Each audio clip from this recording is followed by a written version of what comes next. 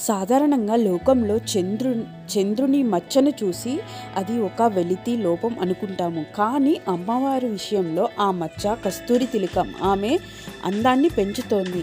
దీని సందేశం ఏమిటంటే, మన జీవితంలో దేన్నైతే లోపాలుగా లేదా కష్టాలుగా భావిస్తామో వాటిని అమ్మవారికి సమర్పించి ఆమె పాదాల దగ్గర చేరితే ఆ లోపాలను కూడా ఆమె అలంకారాలుగా మార్చి మనల్ని అనుగ్రహిస్తుంది. ఈ శ్లోకం చదువుతున్నప్పుడు మన మనసులో అమ్మవారి ప్రశాంతమైన ముఖాన్ని, ఆ దివ్యమైన కస్తూరి తిలకాన్ని ధ్యానించాలి. ఇలా ధ్యానించడం వల్ల మనసు ఏకాగ్రత పొంది శాంతి లభిస్తుంది.